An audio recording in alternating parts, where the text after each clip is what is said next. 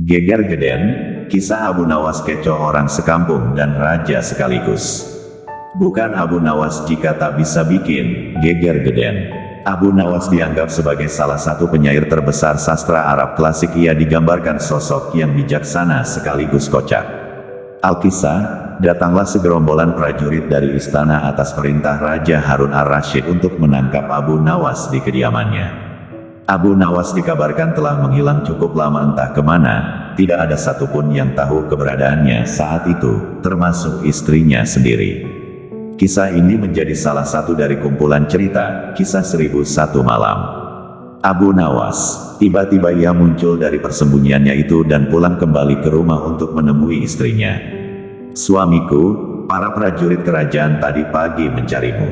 "Ya istriku, ini urusan gawat. Aku baru saja menjual Sultan Harun al-Rasyid menjadi budak." "Apa? Raja kau jadikan budak? Kenapa kau lakukan itu suamiku?" "Supaya dia tahu di negerinya ada praktek jual beli budak. Dan jadi budak itu sengsara. Sebenarnya maksudmu baik, tapi Baginda pasti marah. Buktinya para prajurit diperintahkan untuk menangkapmu. Menurutmu apa yang akan dilakukan Sultan Harun al-Rasyid kepadaku? Pasti kau akan dihukum berat. Gawat, aku akan mengerahkan ilmu yang kusimpan." Abu Nawas masuk ke dalam, ia mengambil air wudhu lalu mendirikan salat 2 rakaat. Lalu berpesan kepada istrinya apa yang harus dikatakan bila Baginda datang. Tidak berapa lama kemudian tetangga Abu Nawas geger, karena istri Abu Nawas menjerit-jerit. "Ada apa?" tanya tetangga Abu Nawas sambil tergopoh-gopoh. Suamiku mati." "Hah? Abu Nawas mati?"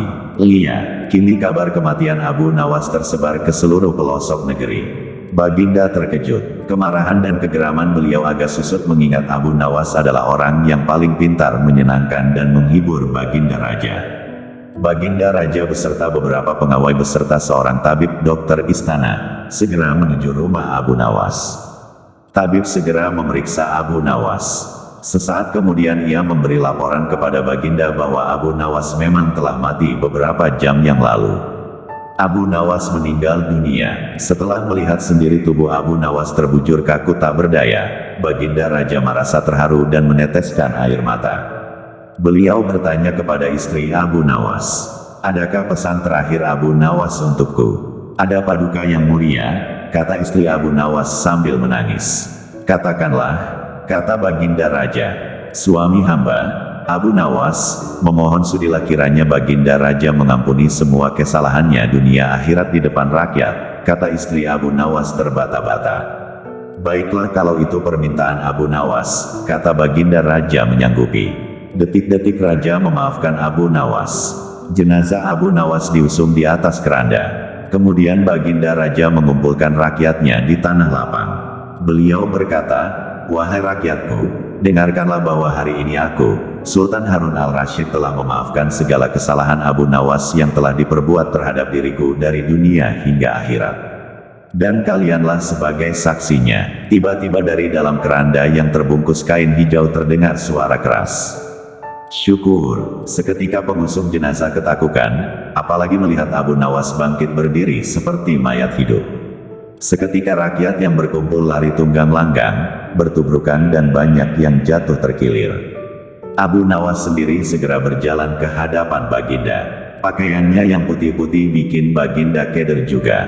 Kau sebenarnya mayat hidup atau memang kau hidup lagi?" tanya Baginda dengan gemetar. "Hamba masih hidup tuanku. Hamba mengucapkan terima kasih yang tak terhingga atas pengampunan tuanku." "Jadi kau masih hidup?" "Ya, Baginda." "Segar bugar, buktinya kini hamba merasa lapar dan ingin segera pulang." "Kurang ajar, ilmu apa yang kau pakai Abu Nawas?" "Ilmu dari Mahaguru Sufi guru hamba yang sudah meninggal dunia. Ajarkan ilmu itu kepadaku." "Tidak mungkin Baginda, hanya guru hamba yang mampu melakukannya. Hamba tidak bisa mengajarkannya sendiri." "Dasar pelit." Baginda menggerutu kecewa.